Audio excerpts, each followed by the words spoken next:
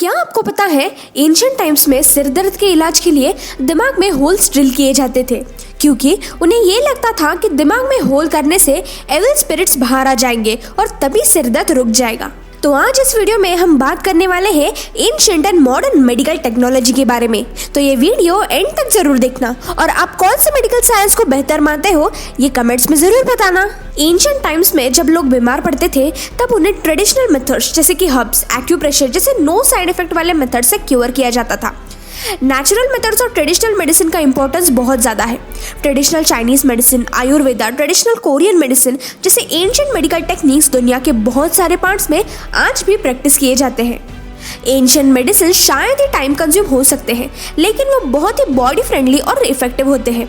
आज modern medical science ने लगभग हर सेक्टर में ग्रोथ दिखाई है और जिसके चलते छोटी से छोटी बीमारी के भी काफ़ी मेडिसिन मौजूद हैं, लेकिन इसके कई बार कुछ साइड इफेक्ट्स भी होते हैं। एलोपैथी जो कि मॉडर्न मेडिसिन है, उसमें सिर्फ एंटीबायोटिक्स की मदद से ही बीमारियों को ट्रीट किया जाता है।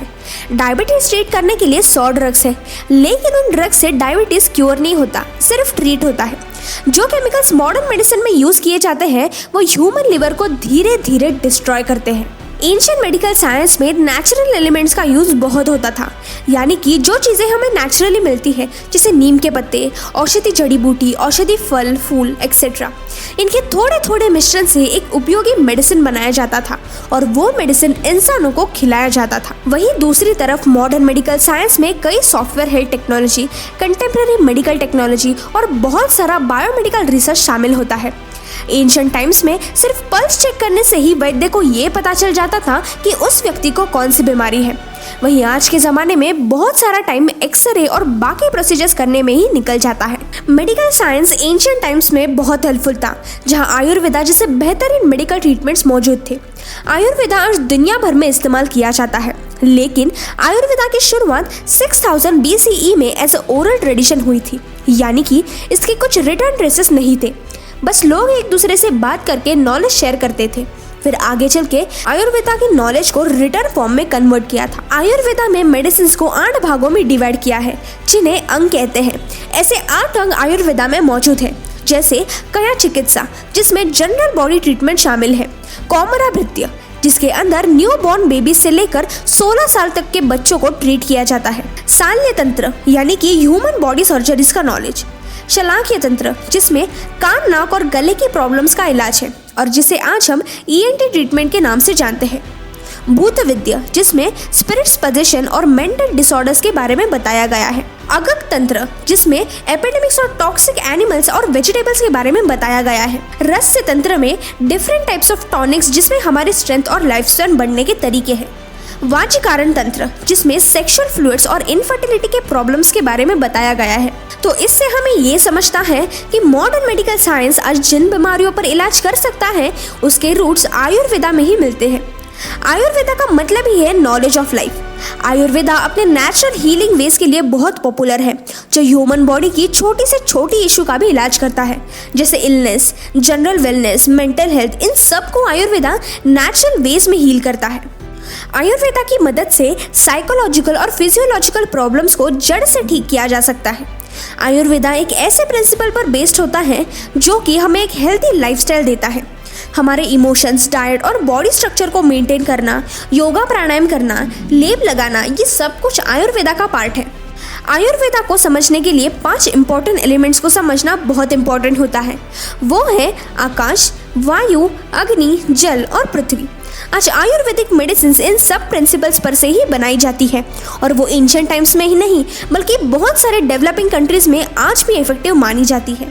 आज मॉडर्न मेडिकल साइंस इतना बढ़ चुका है कि आजकल कैंसर, ब्रेन ट्यूमर जैसे जानलेवा बीमारियां भी जड़ से मिटाई जा सकती है।